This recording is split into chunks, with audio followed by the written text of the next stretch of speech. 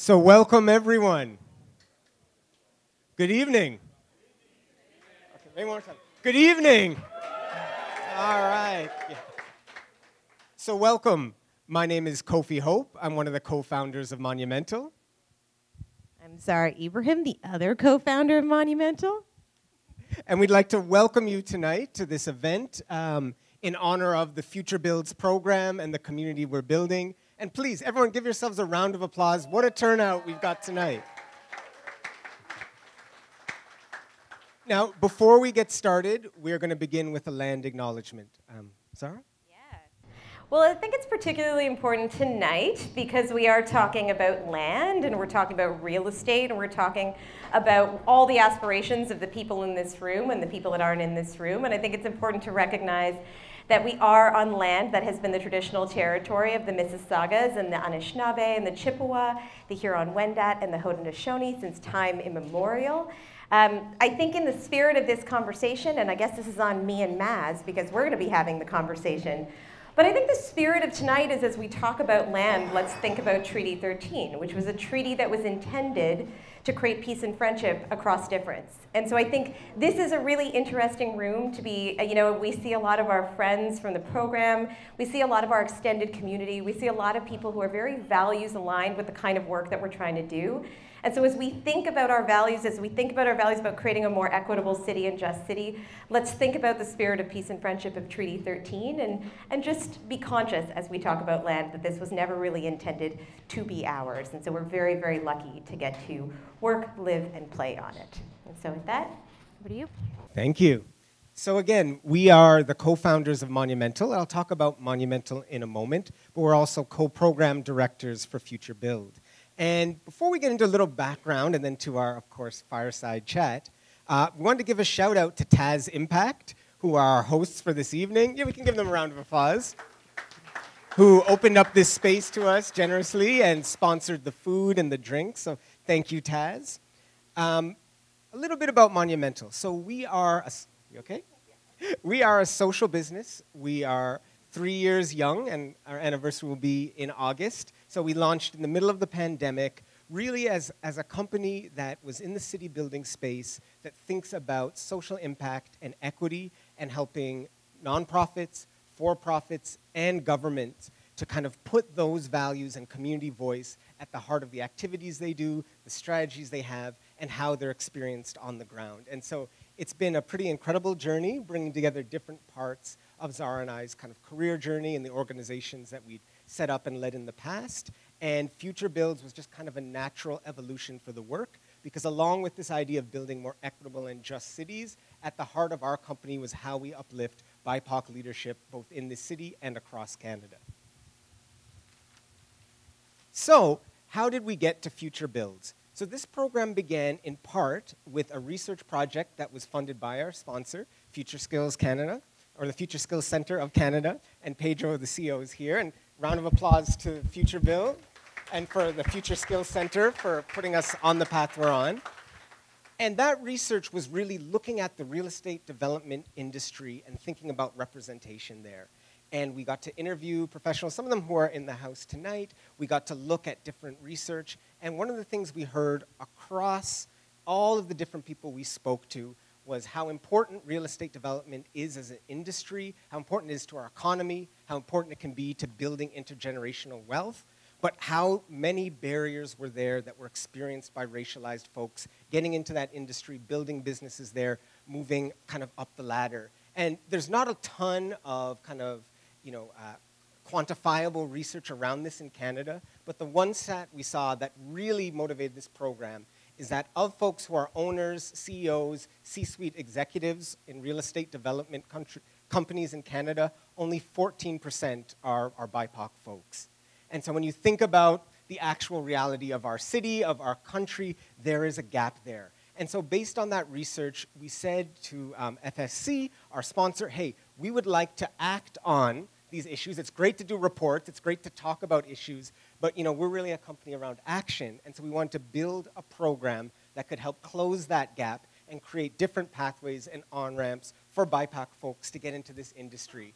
And it's not really about, a charity piece. when we look at it, we think of the dynamism of our community, we think of the insights we have, we think of all that entrepreneurial spirit, and really that real estate development as an industry is missing out when our communities aren't at the table. And so we decided to put this program together, as we said, to create that pathway.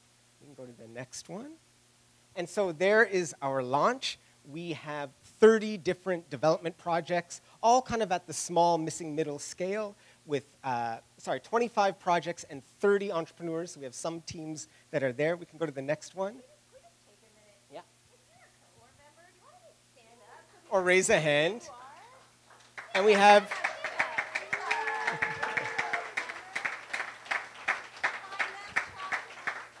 And we had a highly competitive process. People say I always inflate this number every time I say it, but it was around 150 people applied for the 25 spots we had.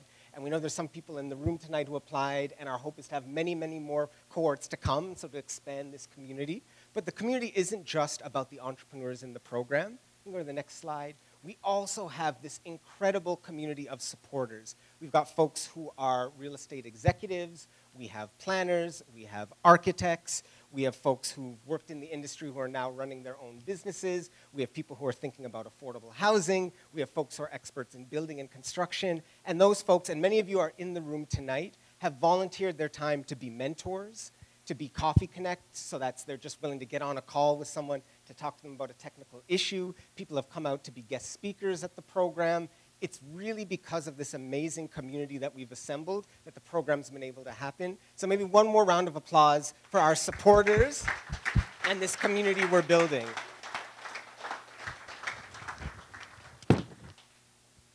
The other partners that are essential to this program happening is the School of Cities at the University of Toronto. Zara and I are proud to be urbanists in residence there, but they have also been partners for this. I don't know if anyone has heard about the SPREE Accelerator program.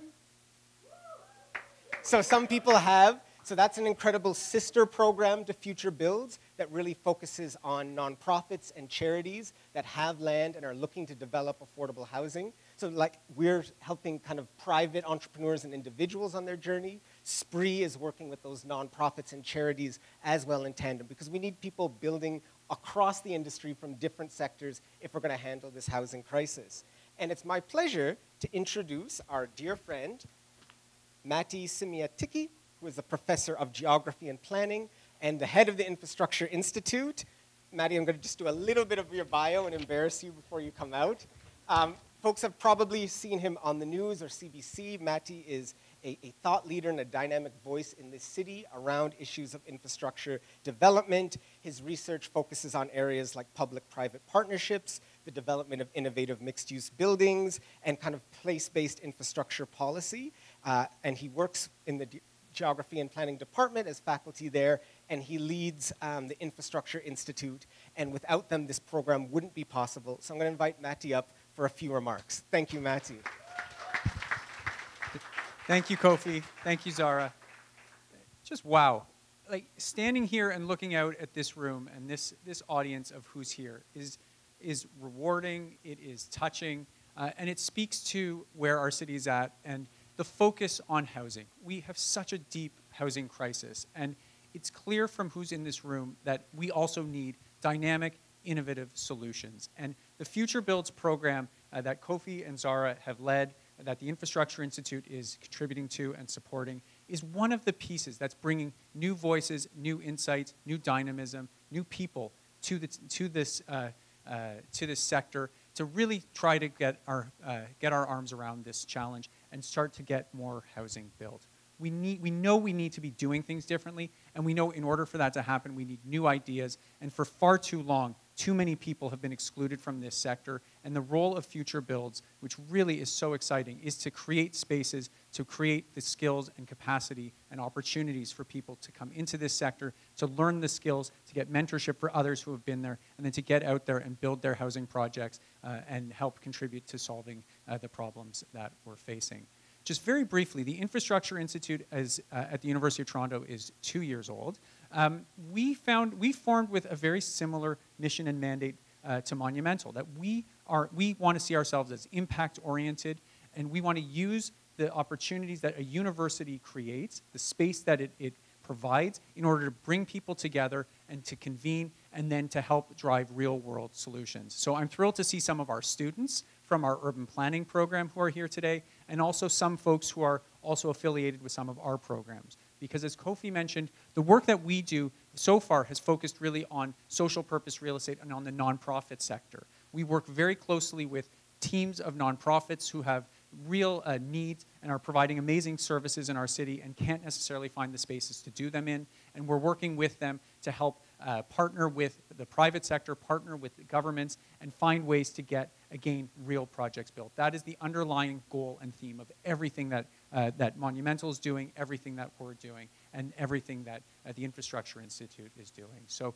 I'm just thrilled to be here. I think we really have an opportunity. And when I look out at this room, you know, it just reminds me that what's going to get this solved is not individuals, it's an ecosystem. It's people working together who know across their own expertise and across their own sectors, who can come together quickly, solve problems, build the trust that's necessary to build complex, risky, but also critically important projects. So where we're at is really at the beginning of something I think that's so special. This relationship that we've built, I think, is enabling us to do more than any of us could on our own. So I'm thrilled to be doing this in partnership with both of you and seeing the university playing this role. I will also want to now call up another one of our friends, Pedro Barada. Pedro is the executive director of the Future Skills Center. The Future Skills Center is an applied research center looking at skills and innovation across Canada. Pedro. Thank you, Maddie. Hi, everybody. 2 years old. How long has Monumental been around? 3. For 3 and 2 weeks. Future Skills Center, 4 years old. We're institutional babies, but it goes to show that you can be young in years, but you can certainly have some impact. So it's a tremendous privilege to be up here, to work with you hardworking people, and to be a part of this fantastic vision. Hi, everybody. My name is Tom Hanks. That one goes out for my partners at the bar over there. And I also wanted to acknowledge the DJ, just for 1 minute, if you will indulge me. OPP. OPP is a song that has a real moment in my life history. I was 19 or 20 years old, and I took my brand new girlfriend to RPM on Queens Quay. And we happened to run into her recently left ex-boyfriend and his whole gang. And believe me, they were a lot tougher than me. So when that song came on, you're down with OPP? Man, that song, that song built a lot of resilience in my life, that's for sure.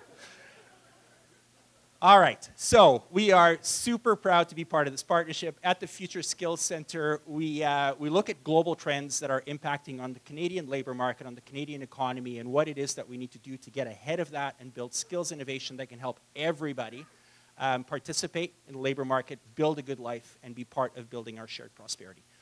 We look at sectors very closely. Across the country, we're working in just about every sector. We have almost 200 innovation pilot projects.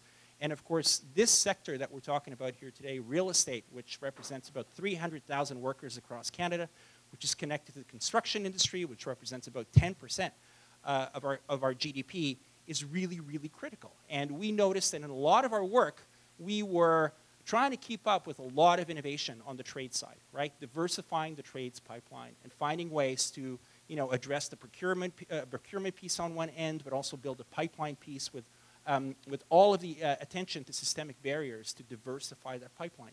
But there was something missing in our portfolio, and frankly, just in our thinking around this particular industry and how it is that we also build that pipeline, but also look at the receptor capacity on the other side, right? Supply and demand.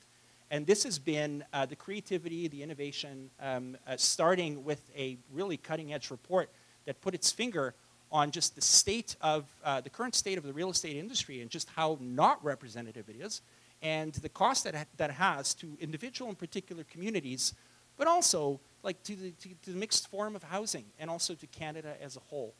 That's a real gap, and that's a policy challenge, and it's a policy challenge that this amazing group of people has decided to take on very practically in a very applied way with the participation of many of you in this room, and built an ecosystem, dare we say a movement, a budging movement, that's actually putting this issue on the map, doing something about it, and showing that people are ready. And the next step is that we need to create the receptor capacity to actually allow people to take their chance and to succeed. And we're very excited to have been part of this journey up until now. We're very excited about the next steps on the journey and all the change that we can bring along. And I'm very much looking forward to your presentation, because you're on stage today, Mazyar. And I'm going to hand it over to you, Zara, for an introduction to the panel, I guess. Well, and just before, Pedro, again, we don't have to stand for this, if you want. But no. But just wanted to, on behalf of the entire team, another heartfelt thanks to you and the center for, hearing this idea that we brought before you, which was a little outside of the box, a little unconventional, and really seeing the value there and being that first mover in investing in this program, and most importantly, investing in these entrepreneurs that are here today. So thank you for that, and we really look forward to working with you and other partners to build this, expand it, and hopefully bring it across Canada. So thanks again. All right. Okay. The moment we've all been waiting for. I've heard that some of you have heard Maz speak many times and have come out again to see him. So the pressure's on me to ask the questions, that have not been asked yet. Do we have different mics coming? Yes. Yes, okay, of course we do.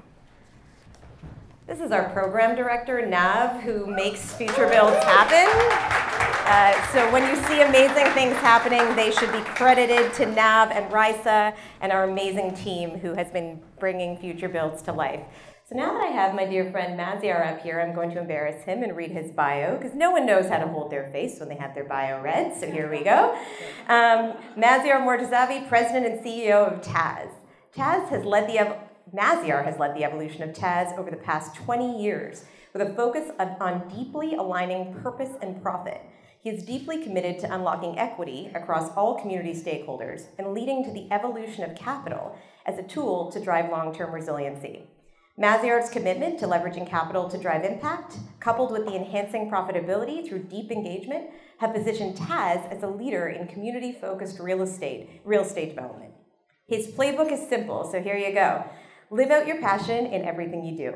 Mazyar is active and involved in the community as the chair of the Bentway, trustee at the Art Gallery of Ontario, and across the YPO network. Welcome, Maz. Let's give it up. Let's give it up. Thank you. So I had questions, and obviously now I'm not going to ask any of those. But it's interesting. We were doing this intro, and I was kind of looking at Maz and looking at the Monumental banner and looking at the TAS banner. I was feeling a little emotional. I'm not a crier, but I was feeling a little emotional because it's been a really long journey. I've known Maz for, I think, somewhere between 10 and 13 years. We were trying to figure out the math. Like coming out of kindergarten. We were both babies. But I think the thing that was so interesting was the reason that I know Maz, and I met him so long ago, was when I moved to the city, eager to participate in equitable city building. Development and real estate development was the land that social justice inclined folks didn't, that was a threshold we didn't cross. Developers bad, city builders good. There was this binary, and out of sort of the noise of what was happening in city building at the time, we met somewhere along the way and started having conversations because you were one of the only folks at the time who was saying, hey, wait a second, there's an opportunity to align values and what we build, what we put on the ground. So it's been really interesting, and I'll pose you the first question. It's been so fascinating to watch you scale TAS over the last 13 years and really bring that vision to life. So what I want to do is take us back to an office park about 13 years ago at, where was it? York Mills and Don Mills. York Mills and Don Mills. I was new to Toronto, so it was very far away. Still very far away. It's still very far away, relative. And I want to go back there because I think what we want to, so many folks in this room, I know our cohort and other folks that have come here who are interested in real estate development want to know, what was day one like? So can we go back? What was the story of your leadership at TAS? Where did you start on this journey? And maybe it's somewhere around that office. Yeah, so just a quick background. The company is 40 years young. I think that's the theme, is how young we are. We're 40 years young. Mom and Dad started the company as new immigrants into Canada in '83. I grew up Friends went to summer camp, I went to construction sites, boardroom by day, homework table by night. And they sort of, from nothing built a small little business, and sort of it became the foundation of the family. I went to architecture school, did my architecture degree. I was gung-ho to come and start working, and my dad was like, nope, you gotta go do a master's degree, it's your last chance, like pursue something that you're passionate about. And we sort of settled on the fact that I could do my master's degree so long as I could work as well. So I started working and doing that. So I started in the family business in 2000. And at the time, it was still purely focused on custom home building. And coming out of my master's thesis, which was the thesis had formed, and it was sort of the idea of preserving cultural character under the force of gentrification. We sort of forayed into our first development deal in 2002. And it was extraordinary. It was the gangbusters, 2002, 2003, 2004. Like, the only thing that sort of grew faster than the business was my ego. And that was pretty wild. And then 2009 happened. And I remember getting a phone call on the Thursday of the Easter long weekend. And the banks were like, we'd like to meet. I'm like, great, what bar? Like, it's the long weekend. They're like, no, come to the boardroom, tell your dad to come. Dad and I walked into the boardroom. You guys are really great. There's so much potential. We need $10 million in 2 weeks, otherwise we're calling everything. And so we're like, oh shit, go home, send an email to the investors. We need $10 million in 2 weeks. And by noon on Friday, everyone wrote back saying, good luck, we're out. And that effectively took us off sort of the cliff's edge. And we effectively went bankrupt. And so, I called 2009 to 2011 my live MBA of restructuring a family business, and it was really sort of, trying to figure that out. And so the question of like, when did I take the helm? It was like when my dad had his holy shit moment and froze, and it was like, I don't know what to do, I can't deal with this. And sort of it was like thrown into it, and hence my MBA reference. It was really taking the business from that point of trying to, get it out, sort of bring it back to life and sort of reset. And it was very much shortly after that where you and I met. So yeah. That was sort of, the reset of the business into what it is today was in 2011. We started at zero and we've been building since. So can you tell us more about that moment? So at the reset, you're stepping into this sort of really complex leadership role. So what was that moment like? What were the choices you were making? Because I think a lot of folks in the crowd are sort of playing in this positive tension of figuring out how development works, which is complicated and nuanced, but also really simple, and also positioning themselves as entrepreneurs and having to think about their unique value proposition. So can we go back to sort of, this kind of second day one, 2008, 2009? Yeah, so I think a lot of it for me was, it was a multitude of different things. The business had been built on this sort of ideal of wanting to do things differently and save the world and all of that. And it had gotten caught up in the ego of making money. And I sort of, part of my realization was that like you can have a lot of great ideas, but if you actually don't understand what the fundamentals are, it's just a bunch of good ideas. And so we got crushed because I didn't have a finance background. I actually didn't understand or acknowledge that real estate is a finance business. And so we had built it on this ideal of, sustainability, design, like doing things with this notion of purpose, only to have the rug pulled from underneath us because we didn't understand the fundamentals. And I would sort of say the big learning coming out of that was a level set around what are the fundamentals of the business you want to get into. And I would sort of say it's agnostic to real estate. It's really when you want to change something, unless you understand its underpinnings, you are taking on a exponential level of risk that's uncorrelated to the outcomes. And so that ability to actually understand the system you want to change is paramount to driving innovation. And for me, in many ways, it was going back to first principles.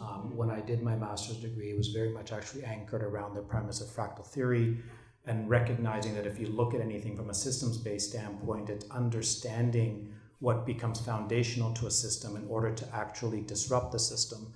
And anything that is of an innovative structure is actually anchored around very deep systems fundamentals. And so if you actually, fractal theory is the underpinnings of botany.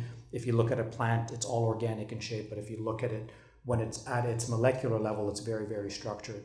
And so this idea that if you want to disrupt a system, you need to understand and build its foundational fundamentals in order to actually drive innovation and drive shift, and shift change. And so what became sort of foundational out of that experience was recognizing that if you want to innovate in real estate, you have to drive the underpinnings which are financial. Real estate is a business of capital. It's a structuring of equity and debt, and it's a correlated risk relationship between levels of equity and debt. You can't get away from it. Like, that is the business model. What coming out of that, and sort of, and this becomes sort of this duality of sort of passion and skill, was sort of really recognizing the skill set required to understand the capital in order to apply the passion, which for me was around the redefining of the capital. And the whole premise of what we do today as a business is the resetting of capital to be inclusive of social, cultural, and environmental capital alongside the financial capital, and driving what we call Impact Alpha, which is demonstrating that we can drive market or above market returns as we do the work around social equity, sustainability, and sort of long-term resiliency. And it's now anchored around that, but it goes back to those core fundamentals of understanding what is at the core of the system before you can take on and challenge the system and want to change it.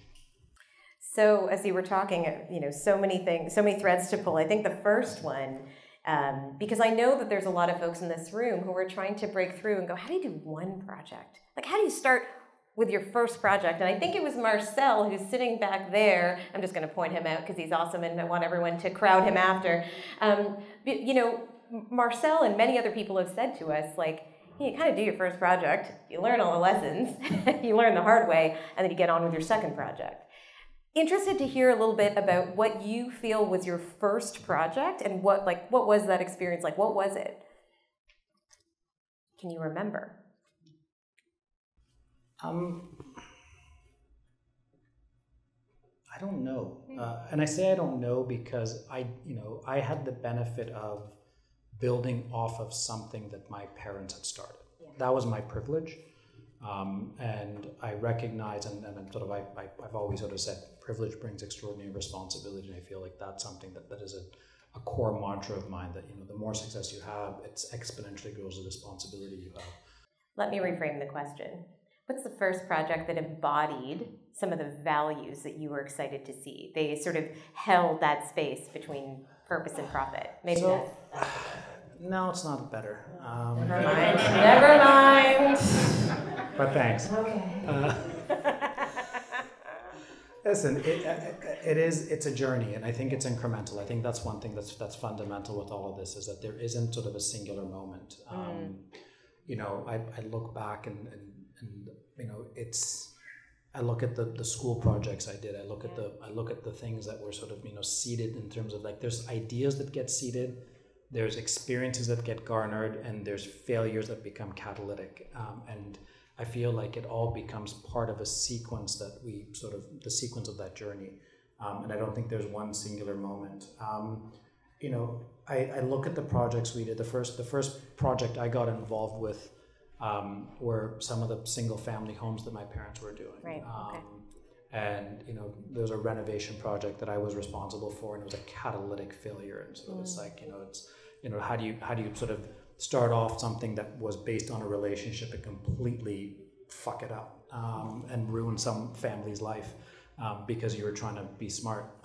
So there's that. And then, look at what we did on our first development project, which was Zed at the corner of Bathurst and Niagara.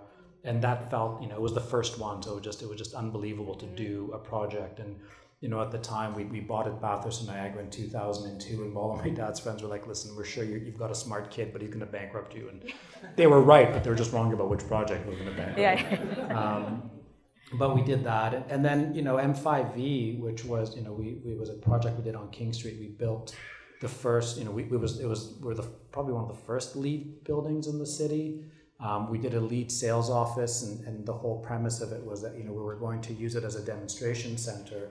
And as a demonstration center, we ended up sort of putting in all of these features, and people would walk in and be like, so what are you leading? And we're like, no, it's LEED. They're like, what's LEED? Like, well, and so we was just breaking that barrier there. And, I would say that the thing that's been incredible is that as time goes on, like, it's actually not sort of those early learnings. It's the fact that I feel the learnings are growing more and more and more.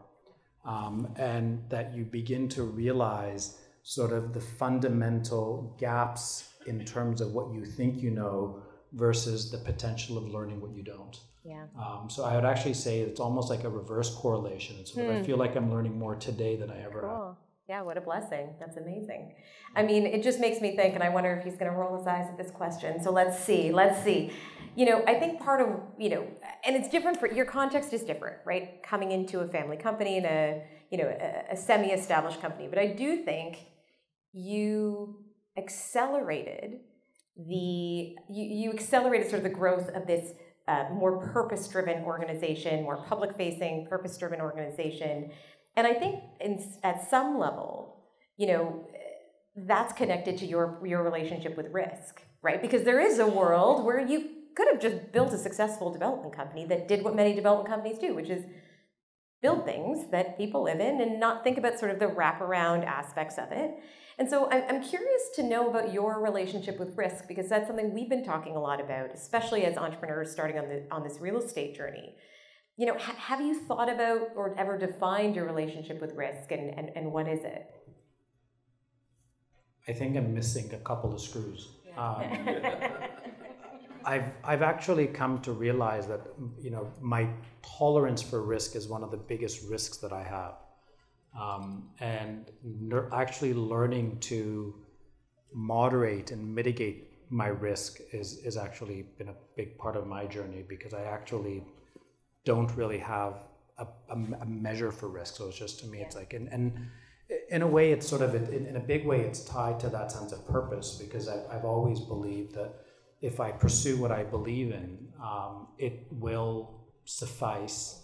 And what will suffice may not be what I want, but what I need as part of that journey.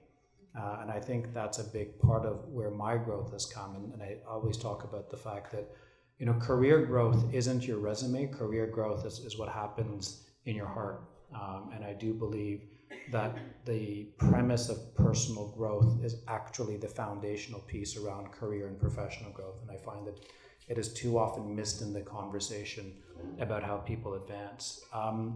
So I would sort of say my tolerance for risk is actually have much more to do with settling in my own sensibilities and settling into my own nuances as a person, and being able to align the decisions that I make with the clarity of purpose that I have, supported by the skills and the people around me.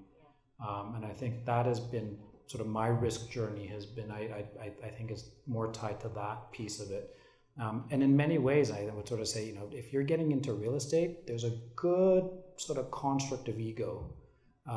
And it's actually what I sort of talk about, the fact of, how do you get your ego to sit behind you to push you forward, as opposed to your ego being in front of you and blinding you.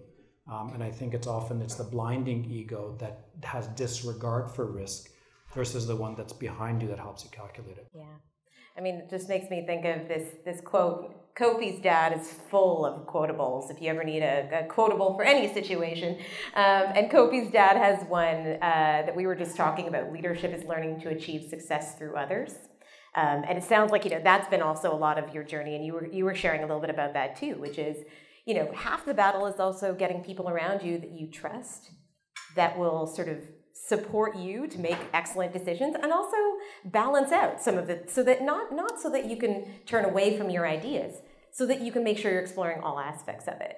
And so as you've been thinking about building your team, how has that been? Because like when I met you, how big would TAS have been at that time? 5-6 people. 5-6 people. And what is it today? Close to 70. Close to 70. And so as you've thought about building out your team, like what have been some of the considerations as you've started to scale this team? Because it is interesting, right? Like, you know, I think Pedro said movement. I don't know where, I'm looking for Pedro now. But Pedro said, you know, movement. And I think, you know, one of the things that we've noticed is, you know, the FutureBUILDS community, when we bring people together, these real estate events are like bumping. Like they're fun. It's fun, right? Everyone's like nervously laughing. You're allowed to have fun. It's a serious event. We can have fun. And so like the community now is starting to really change. And so I look out at this audience and I think about, oh, people who are interested in real estate development, but also interested in social purpose and social justice. Well, here's a room full of them. I imagine at the time that you were building, like, what was that like? Was the community there? Has the community changed? Like, how did you, in folks that maybe understood the development side, but didn't understand the purpose side, you know, what was that like? How did you sort of cultivate that within the organization? What was building a team like? I sort of say that my greatest success has been the team that we've built, and you know, the people that we've gathered around our tables, and whether that's the team internally or advisors or partners and the rest. We are 60% BIPOC, 55% women. You know, we are driven by this idea that, you know, we have to be from within what we espouse to do to the outside world. I'm very comfortable with how little I know, and I have nothing to prove. I'd rather just have people that are a lot smarter than me at what they do around the table. And I think that's been a huge part of our success. John's here from our team, Emma's here, Elwan's here from the team. You know, we put together people who are just really, really smart, but fundamental to that is the fact that there is an aligned vision and an aligned purpose. I always have to say, no one works for me. Right? We've created a company that has a shared mission and vision. It's a platform for people to grow, and I want people to stay as long as they're growing. And the minute that they feel like they've hit their sort of ceiling, I will help them find their next job. Like, you don't need to go and get a recruiter to get your next job. Tell me what you want to do, and if we can't help you with it, then we'll find you your next job. And it's a double win. And I think this is sort of, you know, my whole world exists in these dualities, because if someone who's lost their passion in terms of, you know, because they can't grow with us, the sooner they move on, they create space for the next person who's going to bring in that passion, and that passion is what actually drives the business. You know, what we do is exponentially harder. You have to work twice as hard in the company. Yeah. The challenges we take on are exponentially harder than just the difficulty of being in real estate. And it's not for the faint of heart. Like, everyone's like, oh, it's such an amazing brand and you guys do such amazing things. And it's like, yeah, and we bust our behinds and it's incredibly hard and it takes that much more effort to do. It's not easy what we do, but it's about pursuit of something about your own growth. If everyone were to do this because they want to work for me and help me make money, it doesn't work. But when you're there doing it for yourself and you're seeing your own achievements and your own growth and you're doing it with people who, you know, you're in a safe space and it helps you advance, that's pretty cool, I know. So it's about creating that sense of community. And, you know, when you look at our impact framework and all of our impact work, we always talk about the fact that it starts from within, because it has to start from within. Yeah. Right? Yeah. That's what sets tone. It's about, you know, Greg and I were talking about culture, right? If you can't set culture, you can't achieve anything. Yeah. Right? And in a world where you're trying to sort of overcome sort of systematic barriers, if you can't set the culture right out of the gate, it's just the effort of getting over that is just so limiting that you can't actually get to the core of what the purpose of the organization is and what you're trying to achieve. So I'm going to survey the crowd before the next question. So for folks in the room who are here tonight, regardless of your knowledge of the sector or your skills or your bank account, hands up if you'd like to do a real estate project one day. Okay, keep your hands up, Just checking, put your hand down if you've done a real estate project. Okay, hands are moving, but on the whole, there's a bunch of people who want to do a real estate project, so we're gonna start there. So, okay, so there's a bunch of folks in this room who would love to start out in this context, in this market, and maybe let's say in this region. You talked a little bit about disruption and innovation That's starting from sort of the underpinnings of what development actually is. But if you were, well, and you probably will, as you know, as we go into the sort of the networking part of the evening, as you'll talk to a lot of folks. But if you were giving people advice around where you see the most opportunity to do interesting things and to actually start out, that sort of intersection of innovate and, you know, get your entrepreneurship journey started. You know, I'm looking at over here, we have our chief planner who's just helped push through the multiplex legislation at City Hall, which means we can start to build multiplexes across the city. So is it multiplexes? Is it, you know, playing with financial models? Like where would you invite people to get started? All these people who put their hand up. Do a lifeline. Set out for yourself, if you were to map out the next 50 years of your life, where do you want to be personally? Where do you want to be professionally? Where do you want to be in the context of your family life? Overlay them and see where the conflict points are and decide what it is that you want to learn and go and put yourself in a situation where you can learn the most to start off. I think that the greatest gift is mentorship and getting into a place where you can get sort of hands-on mentoring is incredible. When we went under in 2009, we had a partner that came in, and God rest his soul, Sam Herzog, who's now passed away. I would meet with Sam and his team, who took over the lead as the development managers for the project. And I realized there's children in the room, so I have to change my language.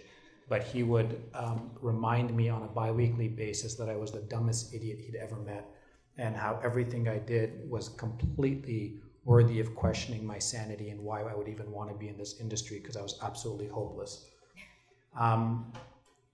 I call it my Herzog MBA. He became a very dear friend. But, you know, this isn't an industry for the faint of heart. This isn't an industry that's easy, but it's an industry that's incredibly rewarding. And again, it's a journey. It's not a one and done. If you want to do a one and done project, close your eyes, jump, and hopefully you land. But if you want to build a career out of this, sort of identify what you want to learn, identify where you want to lead, identify what you're passionate about, and be honest with yourself as to what you can't do. And I think being able to align skills and capabilities with the passion that you have creates the pathway, and it's about a journey. It's not about sort of a transaction. And if you do want to do something that's relevant and you want to do something that has purpose, you've got to see it through that lens of journey as opposed to transaction. This industry is predicated on transactions. And so if you want to do something different, get out of doing things in the same way. We always sort of talk to the fact that, insanity is defined by doing the same thing over and over, expecting different outcomes. You got to just do it differently. And it takes a long time, and this isn't an industry that happens quick. And if you want to do something quick, get out of the industry.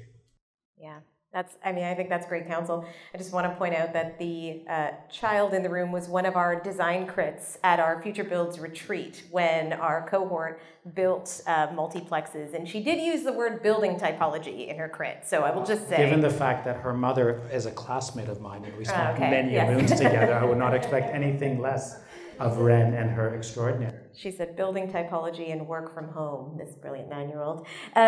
So what's something common you see? Because I really appreciate the, you need to have holding power. If you're going to do a one and done, just jump and try and see what happens.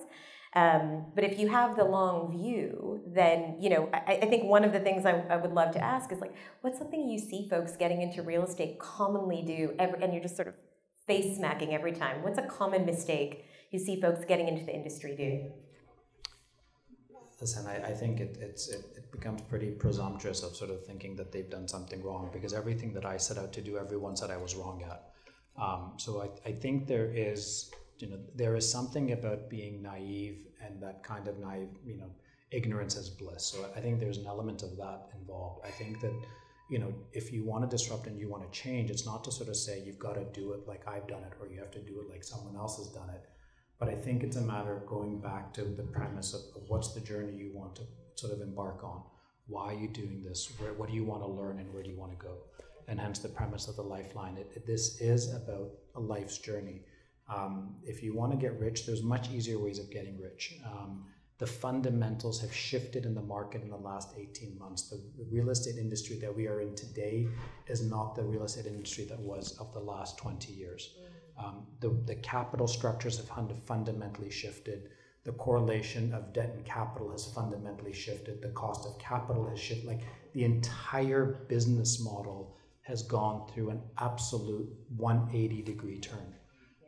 And so it's not as though you can look at a project that was done in the last 5 years and say, okay, this is the precedent, I'm going to copy it. It will not work. The cost of land has shifted. The ability to actually get density done has shifted. We built a model on creating value through entitlements and density, and we've done it for the last 15 years without going to the OMB or LPAT. That business model is no longer relevant because those fundamentals have shifted through the different ways in which, Bill 23 has shifted. The fact that cities and our planning partners at the city recognize that density is not something to be fought for, and that there's a lot more there's a lot more need for it. So the value creation there has shifted, which means that the perceived value of land equity has shifted, which means that the financing structures from the banks have shifted. It's constantly changing, right? So it's hard for me to sit here and say, well, gosh, I've seen all these idiots do this. There is no such thing, right? Because I was one of those idiots, and I was at a dinner, a bank dinner a few weeks ago, and this is one of the big banks, and they 50th floor, and all these real estate guys are there, and they're all my father's generation, and none of them look like we do. Maz, we can't believe you made it. We were all betting on you, and the fact that you would have gone bankrupt and belly up because you're just so crazy. Well, listen, so if I look at what someone else is doing and I think it's crazy, maybe they're going to be where I'm sitting because they actually figured it out and they're doing something different. So I don't think there's anything wrong or crazy. I think it's sort of, what's the intent? What's the clarity of what you want to do, and what's the reason why you're doing it? And anything is possible, anything is possible. People often ask me, they're like, well, tell me about, you're not a white guy, you're not a banker, you're not a lawyer. I'm like, tell us about the barriers you've experienced. I was blind to them, I can't. They're like, well, tell us about racism. I'm like, I can't tell you about racism. Like, well, what were the barriers? I'm like, I'm sure there were barriers. I'm sure there were things that were, blocking me. I know sort of people would sort of smile and nod at me. A number of times I was sitting in a boardroom, people would be like, when is your dad coming? I'm like, my dad's not coming, you're dealing with me. You can use everything as a reason to prevent you from getting to where you want to go, or you can fix and solve for where you want to go based on the path you want to set. This is the extraordinary of this country. We live in the most extraordinary country in the world, and I say this knowing that it's coming from someone who comes from extraordinary privilege in the seat that I sit in today. But we live in probably the easiest country in the world. When you go to bed tonight, what you own today will be yours when you wake up tomorrow morning. It's not the case in every part of the world. If your child wakes up sick in the morning tomorrow, you can take them and get them care. Your child can get educated. Yes, it's expensive. Yes, there's issues and challenges. But the possibilities and potential that this country offers are unlike anywhere else in the world. And unfortunately, it's created an extraordinary level of complacency in this society. That complacency has led us to mediocrity, and we've become the lowest performing country in the world relative to our peer sets. This is the risk that we face collectively, and it's the risk that our future generations face. And this is the collective effort that is upon all of us, and the responsibility that all of us as privileged people living in this country have to hold and lead in order to ensure that we're leaving for future generations what we are benefiting from and have benefited from as past generations. It does not matter how hard it is today for you, but the fact that you're sitting in this room, the fact that you're living in this country is extraordinary privilege. And that's a privilege that comes with responsibility for all of us. And that's something that I would sort of say that, it doesn't matter how hard it is. It doesn't matter what barriers you feel. It's your choice to actually overcome them and lead to what you want your extraordinary to be. I was just thinking back as you were talking, I feel like we've had many debates about this over the years, about, barriers, how we relate to different barriers.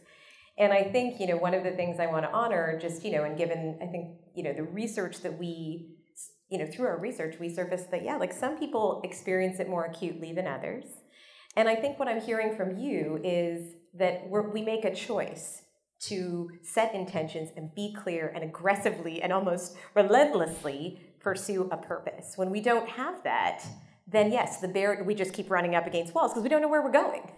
And so I think both truths can be held as true, is that the barriers can be felt and they can be deep. And I know that for many people in this room, you've experienced that. And I think this call to action around get clear about what you're trying to do, not just what you want to build, not just the project you're going to do. And we were talking about this right off when you came in earlier, was that it's not just about building the project, it's understanding what the project is contributing, even if it's one house. So I just see Nav standing up, which means I'm going to get instrumentals very soon.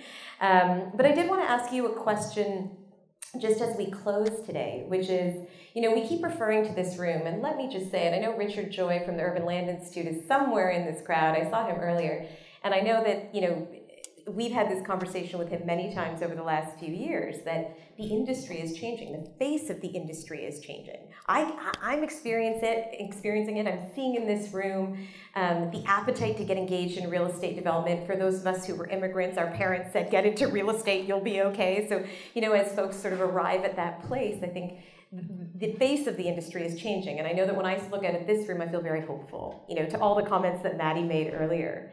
And so maybe that's where we'll leave us, because I know that we're going to go into a whole evening of great conversations, but where are you, what's making you hopeful and optimistic and excited? And I know you're that by nature, but what's making you hopeful and optimistic right now? It could be in real estate, it could be in our city. I would say that there's no question in my mind that barriers exist and that there's challenges out there. But what gives me hope is what is achievable in this country. What gives me hope is the fact that this room looks like it does tonight, and it's a room that did not look like this 10 years ago. When you look at the pace of accelerated change in the city that we live in the society that we're part of, that's what gives me hope. This city, this country has achieved the unimaginable. And my hope and my optimism is that we are actually taking on the role of stewardship for future generations, and we look like the future, and we represent what's possible for the future. And that's what gives me hope. Well, I do have to say, this conversation has been illuminating on many levels, namely that I think we became friends because we share passion, a few screws loose, and a belief that the city can be better. So I feel very grateful to get to spend, 40 minutes hanging out with my friend, with a few hundred other people, talking about real estate. Thank you for your wisdom, and thank you again for hosting us in this space. And we kept saying, it's huge, but it feels so intimate, and I feel like, we can see each other, and it's really beautiful. And well, a little fun fact, when I came up, I thought Drake was still here because this was Drake's offices. He was our last tenant in this space, so I felt like I was coming to another Drake party. Well, we feel a lot cooler right now. So on that note, let's give it up for Maz on lots of levels tonight. Thank you for being here. Thank you for supporting us. And with that, I will welcome Kofi. Oh, and with that, we're going to audience questions. So we have a few minutes to ask Maz some questions. Kofi's got a mic, so he'll run to you if you want to pop your hand up. And right here, one of our cohort members, Tristan Scott. Hi everybody, I'm Tristan Scott. Nice to see you all. So I don't know if it might sound, but my question is, in 2009 you said your company was almost bankrupt. How did you pivot and avoid that and now become so successful?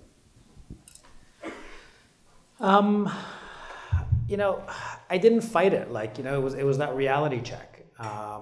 And I think that I was so committed to going back to that core of wanting to make a difference. And I wasn't going to let I had my realization that my ego took me down. It was park your ego and, move ahead. And I think a big part of it was recognizing that going down just means that there's a greater up and you can keep going up. And so, I just kept pushing along. I give an extraordinary amount of credit to my wife. We got married in November of 2008. I was living in a posh penthouse, couple of fancy cars, a wine cellar that was, admirable by most. 6 months later, we drove to the dealership, dropped off the keys to both cars, took a taxi home, sort of had to sell our condo because we couldn't afford it, took a loss on that, moved into a rental apartment, and drank really nice wine out of filing boxes with some bread and cheese for the next 12 months. You realize when you get really down, you need people around you who've got your back, who really care.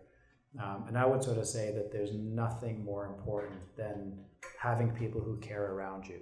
Everyone has an awful day. Everyone's been down. Everyone's been knocked. But when you have sort of a belief and when your cup is full, you can do it. And there's nothing more important than being able to look in the mirror and say, I love you, to yourself. It starts with self-compassion. And going down a journey of self-compassion, to me, is probably what has been the most rewarding part of my life experience in the way that I've continued to sort of build what I do. But everyone has a down day, a down month, a down career, a down business. You can get up, and that's the magic. Awesome. Thanks, Maz. Any other questions from the crowd? Yeah, we have one right in, one right here and then one in the back. Hi, everyone. I'm Charlene Curry. I have a question for you. So you talked about 2009 and that being a pivotal change and you had to park your ego. And I think I would say that we're in a pivotal change right now as it relates to the macroeconomics, high inflation, supply chain demand challenges, numerous challenges in the building industry, including commercial real estate, different economic times. Can you talk about how you perhaps had to pivot most recently in regards to the environment that we're in and how you perhaps had to adapt your model? Yeah, no, great question. Yeah. The last 10 months have been the hardest 10 months since 2009. So to reflect exactly that, I think part of what has been critical for us and what has sort of guided us over the last 10 months is the fact that we've built everything that we have anchored around a clear purpose in what we do. That's allowed us to be ahead of the curve, and we build on the experiences that we've had. And we've actually been able to leverage this to guide us in terms of where we're going right now. I would say, in the last 12 months, we've raised a new fund, which people think is unthinkable that we've raised capital. And we've raised more money in the last 12 months in one fund than we had in our last previous sort of couple of funds combined. And it's because we're raising capital from folks who are committed to impact and ESG investing, not because they're investing in real estate. We talk about the fact that we're an impact company, and we happen to use real estate as the tool that we have. And I think what's been really important for us is, as I say, we're a 20-year overnight success story. It's been the experiences over the last 20 years that have allowed us to sort of remain focused on the purpose of what we do and pivot consistently, recognizing that, it's not a guarantee. We have probably some of the lowest leverages in the industry. We probably carry our book at about 50% leverage, which is unheard of in development. But that's because of lessons learned. And I always sort of say, you never lose money on real estate. It's the debt that takes you out. And if you can hold on to real estate will carry you through. And so that's been a big part of it for us. But, we're exponentially bigger. We had 0 square feet 12 years ago. We're sitting on 7 million square feet of projects today. So it's a lot more. It's a lot more weight. It's a lot more burden. But equally, we've got a phenomenal team and incredibly smart people around us. It doesn't change the fact that it's really, really hard. It doesn't change the fact that we deal with 70 people. We're dealing with 70 people issues, and we're dealing with 70, everything's a multiple, but that's just part of it. I think that's that clarity of it's your why. there's a lot of days where I'm like, why do I even bother doing this? I could be living a much simpler life. I don't need, I don't have cares for material things. So it's not as though I need to make more money because I need to have another car and I need to have another toy. I actually don't really care. But what brings me back is like, I want to change the world, and I'm doing this for my kids and my kids' sort of kids. And it's not about them. It's about the fact that I don't want my kids left in a social circumstance where their cohorts are sort of in a shitty place. My kids can be living on financial islands, but islands are very lonely places. And so it goes back to the why and the purpose of like, yes, it's really hard, but the clarity of why we're doing what we're doing is the fundamental difference compared to 2009. We're going to go to the back, to the question in the back.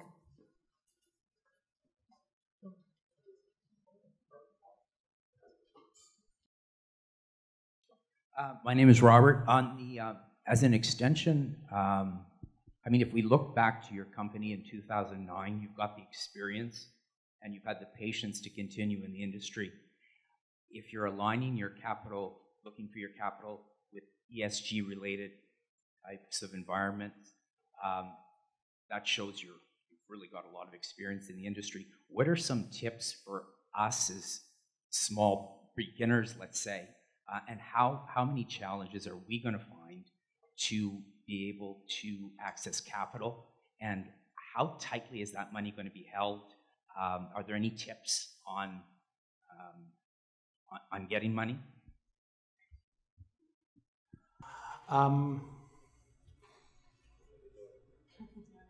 Easy question. My starting point is I have no idea. Listen, I think when I don't have any tips, but I can share with you what we did. You know, we were fortunate that in 2009, as we went under, we had no cash flow left. We were done, and in about 6 months' time, the market turned around, and we were able to very quickly sell some assets and recapitalize. And we then went out and took the money we had, and we went to raise capital. That's when we started our private equity business, and we went out and we didn't sell people on the idea that we were going to be an impact company and do things with purpose. We were like, you know, we've earned, you know, we've gone under. That's an insurance policy that we're bringing to the table. We're putting in a bit of our own money. We're not going to charge fees on this. We'll only charge performance on the back end. And here are the economic fundamentals of why what we're proposing will work. So it was sort of taking from the lessons we'd learned and applying them to where we wanted to go. And you know, the first capital that came in, my first big investor was actually Wes Hall. I don't know if you guys know Wes. He's a hero. He's an extraordinary human being who sort of, again, is an exemplar of sort of how, you know, you can overcome anything. But it's around finding people who share values. And my other investor who came in with us, you know, and it just goes to show how the world works. We had, you know, we'd rented a space in 2006 as a sales office for one of our condo buildings. Met the owner. He was like, sure, you can rent this building. We rented the building. We built out a 6,000 square foot unbelievable sales office. We put $2 million into it. We'd signed the Gansevoort Hotel. We were going to do a Gansevoort condo hotel in downtown Toronto. And we were set to launch in the spring of 2009. And the whole thing imploded. We ended up keeping our word and continuing to pay rent to the landlord. And, you know, we ultimately ended up subleasing it and got out. And I stayed in touch with the landlord, and one day over coffee, he was like, you know, what are you doing now? And he's like, you know, you told me about how everything went down and everything. I was like, well, this is what we've done. We've started a fund. He's like, well, send me some information. I was like, sure, I sent him some information. And he's like, yeah, we'd like to invest a little bit with you. And I was like, okay, great. Thank you so much. And they sent back the subscription agreement for $7 million. That was their idea of a little bit of money. And they've carried on as being an investor of mine who's invested in everything we've ever done. And it's because when times got tough, I held to my obligation and I paid my rent. And in a way that, you know, it was an integrity check for them. And to this day, they continue to invest in everything that we do. And each time they say, how much do you want me to put in? And I'm like, well, I'm putting in this much. They're like, okay, we'll put in the same as you do. And they'll be like, you know what? We have free cash right now. We're going to double up. And, you know, and they just get people who, you know, I would say that almost in every single one of our funds that we've done, most of my investors have carried on. And, you know, in the last 10 months, I've had to call investors and say, we're losing money on these couple of deals. And they're like, okay, great. Like, tell us when you need more money. I was like, no, I just told you I'm losing money. They're like, yeah, that's, we invest because we take risk. And, you know, you're sitting here in front of us telling us what's going to happen before it happens. And that's all we care about. And you've always been honest with us. You've always been transparent with us. And to us, that's what partnership is. You know, you've made us a lot of money. And there's going to be times where we lose money, but we're in it for the long run, and we know that you'll make us more money in the future. It's totally fine. That's my experience. I can't tell you where to go and raise money today because I don't, like, your story's yours. And the reason that I share my story is that that's my journey, and that's the way that, you know, that's how I've told my story, and that's how I've created my path. And there are no two paths that are the same, but I still work really, really hard for every single dollar we raise, and it doesn't change. And I never take for granted a penny that I raise, and I treat every dollar like it's my own, and I lose sleep over the fact that you know, I don't take for granted. It's not like, oh, I've made you money, what are you concerned about? It's like the anguish of losing money to me is the most painful thing. But you know, everyone's like, this is why we invest like this. We take risks, and that's the reality of it. But it doesn't change my commitment to the way that I treat the money and the way that I look at it. There's a question in the back.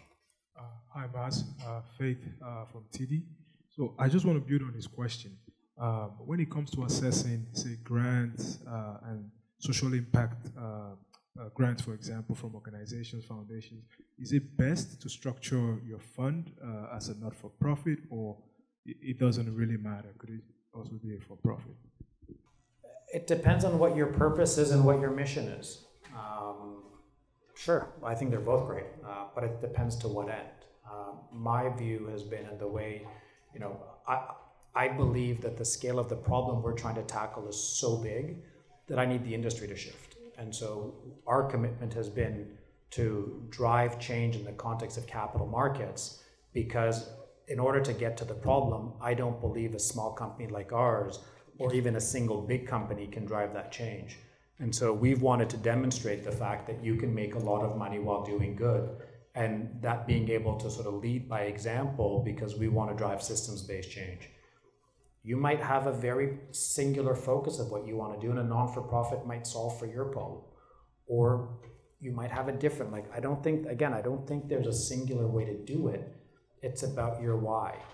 If you guys are familiar with Simon Sinek, or if not, I would highly encourage you to look up Simon Sinek. He has a 20-minute YouTube video on the why. He's just put out a new book. He's an exceptional thought leader, but being able to anchor around your why and have a clear sense of your own purpose, I think that becomes part of the guiding principles of the questions you need to ask yourself to set the course of the journey you want to embark on. Two last questions, all right. And just to pause on that really quickly, you know, I think you've talked about this implicitly throughout our conversation, but this idea of, like, know what your values are, show, don't tell, which is something we've talked about a lot, show, don't tell, and be consistent. You know, be consistent in embodying those values when you show up with whoever you're engaging with. So I think that's a great lesson. I think it's fun. I would just double it. Like, that's fun. That consistency of values and the application of values on a consistent basis is your brand. Yeah. Full stop. So thank you very much for sharing your story tonight. Very inspiring. I myself am an entrepreneur and an aspiring real estate investor. And, you know, and also a co-host of our FutureBUILDS field trip. So awesome! Woo! Yeah. Yeah. So my question is more around you mentioned something really interesting, I thought, which is your greatest success was your team, building a team, or the growth of your team, and the fact that the growth of your team and the team members is what actually facilitates the growth of your company, and that your team members don't work for you. So how do you go about selecting members for your team? Are you looking at passion, which is something you mentioned, or are you looking at resume. So could you define the two and just kind of elaborate on what factors you take into account? I think it's all of the above. Passion's great, but if you're not capable, your passion's not relevant. And we are a performance-focused organization. We're actually spending quite a bit of time right now. And I think this is one of the really hard things about the kind of organization that we run. You bring in people who are aligned around the values, but if the performance isn't there, if the outcomes are not there, if we can't deliver the returns, we don't have investors and we don't have a business. So I think it's really deeply aligning on you need both the passion, the purpose, and the performance. And it's really the 3P process. Like in the absence of those three together, it just doesn't work.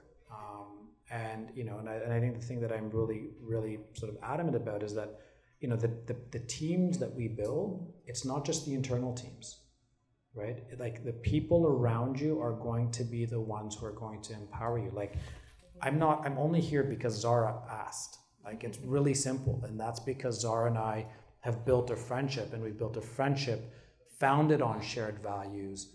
And, she says jump, I say how high. Like it's really simple.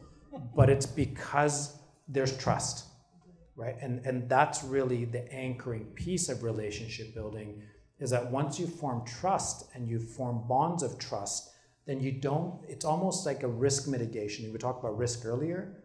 The people in your circles are part of your risk mitigation, because I know that I don't have to think twice about what Zara asks because I trust her. And the moment you have trust, you've mitigated a risk factor, right? Because I know that she will set me up for success, and I will then, in turn, do whatever I can to support hers, right? It's about that circularity, right? It's whether you call it circularity, you call it duality. It's about the fact that, Pedro, I think, or Maddie, you talked about ecosystems. Like, I think it's like that whole mindset of like, Maddie's another one. Maddie calls me and he says, Maz, I need you on a panel. It's like, okay, great. Like when and where, like, and we've done stuff together before, and there's others in this room that I could point to, but it's very much about the fact that you can't do anything on your own. And the best way of mitigating risk is surrounding yourself with people who you trust. And that trust gets broken. Right? And when that trust gets broken, it's really, really painful. Because when that circle of trust is broken, then it begins to introduce a level of risk that you thought did not exist. And the minute you have to think about that risk, it almost begins to put you back, right? And so I say that to you both in the context of, as you build your circles and you build your circles of trust, there's a two-way responsibility. Don't ever break the trust of the people who have your back, because when it gets really shitty, those are the people who are there for you. It's all the same thing. And I will just say, this is one of the things we've been talking about a lot in our cohort, and I think every speaker has brought this up, which is to, this is one of Kofi's favorite phrases, treat people as ends, not means. It's a little Kant for you tonight. But really this idea of being relentlessly relational. We've learned, as aspiring real estate development entrepreneurs ourselves, that this is an industry of relationships. Right, the concentric circles of your team and the trades and all the folks you work with, like treat everyone consistently as ends, not means, treat them with dignity, whatever it is your values are, show up in those values, because that is the piece. And we learned that even on the field trip, walking around to these different sites, is the way in which some of these projects get done is because when you call, people say, I'll be there on the day you close. I will start demoing on the day you close. I know that Marcel over there, who I keep referring to, he keeps telling us, I close, and hours later, the demo begins, right? Because people trust him and know that to work on one of his projects means to be sort of part of a community. And so I think that is a lesson that we've learned that we would share with everyone else, is that relentless commitment to being relational. We had another question here, and actually there's one more at the front, and then we'll wrap. Can you guys hear me? Yeah. Hi. Thank you very much for the presentation. I think that's been very helpful, at least to me. And I just wanted to ask a quick question. this is related, I wanted to actually tap on the several times that you've mentioned about your why and having a sense of what you're doing. And so when it comes to real estate, I perhaps wanted to be a little bit more specific. I perhaps wanted to ask you, can you share with us your sequence plan? And what I mean by that is the following. I read a book long time ago. They were talking about real estate, and they mentioned that many new real estate investors and trying to be developers, we start with the money part of it, which perhaps is a big block, right? So everybody starts to talk about real estate. So a house is over $1 million. Where am I going to get the money from? And things start to kind of fall apart there. However, what this book was kind of talking about was really you start from the other end. So what is your project, right? And start looking for that project, start looking for that piece of land, for example, design ideas and whatnot. And from there, start developing around your actual, the execution of the project. So I wanted to just take your thought into that. And perhaps you can, talk to us about your sequence of activities to actually deliver on the project that you have in mind. Yeah, great question. So it does start with the why. And our why is very clear. We're an impact company and we're here to drive impact. But our why is also articulated through the fact that we're in the real estate industry and it's a money business, so the money talks. When we take on a deal, we underwrite the financial pro forma and our impact metrics simultaneously. And so we put our impact measurement, and our CFO is responsible for both impact outcomes and financial outcomes, so that there's never this there's no inherent conflict between the two. So we align those two things, and that's really, really important for us. Because of our articulation of our why and our requirement to deliver on the multiple bottom line, we own somewhere around 25 or 30 assets today. We've acquired everything off market. And so we don't go into bid and tender on deals because the highest price wins and we can't pay the highest price. That's just not our business model, so we don't bother doing that. Most of our deals come to us through direct relationships. I go back to building network and trust and relationships. I was literally driving here today and I saw an old friend of mine walking on the street, and we pulled off to the side of the road, and he happens to be a broker who I've done a dozen deals with over the years. And we just chit-chatted and we're just touching. He's a friend, so it's like, he's like, you know what? He's like, I miss doing deals with you. I'm going to New York tomorrow. I'll be back next week, and I'm going to put deals in front of you. I'm like, I don't need deals. He's like, it doesn't matter. I'm putting deals in front of you. I'm like, okay, put deals in front of me. So it's the why articulates the desired outcome and begins to set into place those sort of fundamentals. And the thing that's critical for us is that the entire team operates this way. Right, and it's not as though it's not like the impact. And people are like, okay, so you have a business strategy and you have an impact strategy. We're like, no, we have an impact strategy where the business fundamentals are baked into it, right? And so it's about the clarity of the articulation of the why that informs the process that we run. And so I don't think that our process or our sequence is the way to do it. Our process and our sequence aligns to our why. And so I completely agree with the statement that you need to articulate your why in order to get to the outcomes that you want. I always sort of say the most important element is getting to asking the right question, because the question prejudices the answer.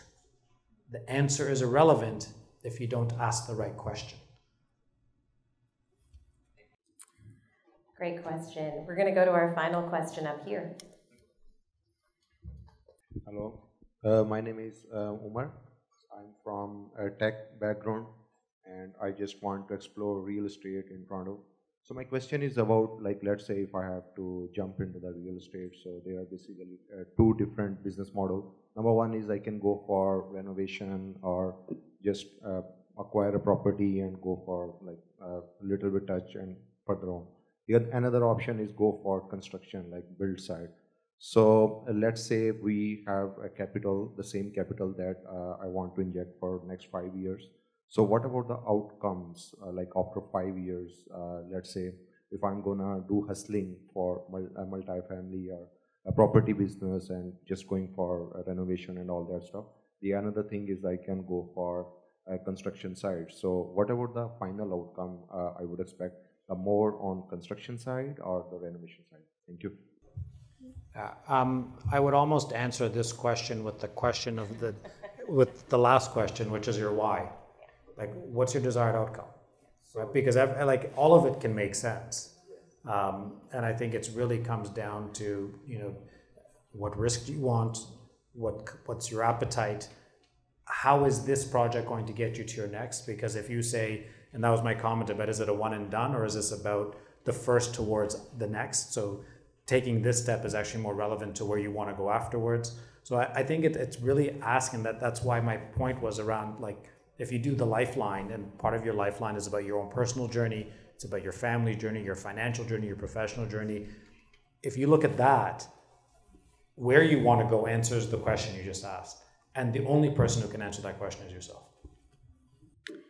So on that note, I get to do a second round of thanking you, Maz. And I'll just say, the more we talk, the more I realize, like, I'm honestly departed back to that first office when you had 5 people, and what a journey it's been. And so I really, really appreciate you sort of stepping back into that and walking us through where you are today. And really, if you were interested in TAS's social impact strategy, I think it's available online. I think you can go and read it and take a look at what you've been doing to really understand what you mean about this sort of embodiment of strategy and social impact in one place. So let's really give it up now for Maz one more time.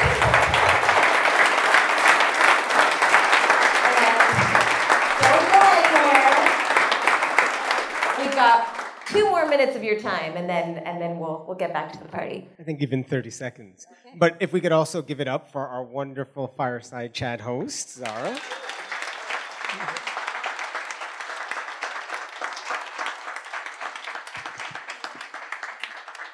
So on behalf of the entire organizing committee, we wanted to thank you all for coming out tonight. The evening is not over. If you just look at this room, the incredible depth of experience, insights, ideas, opportunities here, we really welcome you to stick around, because the next part is about networking, it's about connecting, it's about feeding this ecosystem, growing it, broadening it. And so there will be music, there will be, I don't know if any food's left, but there's certainly maybe another round of OPP, maybe?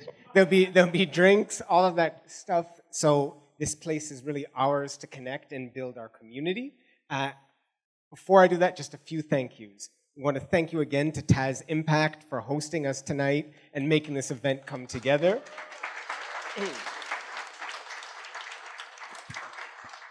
We want to thank our funder, the Future Skills Center, and thank our partner, the Infrastructure Institute. We wouldn't be able to be here today if it wasn't for those relationships. And Maz, you talked about the importance of team, right? The team that you build around you. There's no way that you can achieve projects like this, evenings like tonight, as individuals on our own. It was really a team effort. A big shout out to our program coordinator, Nav, who is just a phenomenal member of that team and did amazing work. But along with her, we have our team members, Shelby, Maliha, Riza, Helen, and of course, Matti. So thank you for everyone who's part of the FutureBUILDS team. And we hope that you have a chance to connect with us. We're very happy to talk about our program, about our cohorts, about ways that you could involve, give back. So please come and reach out to us this evening. And on that note, DJ, I think you can take us away. And thank you, everyone, for coming. Yeah.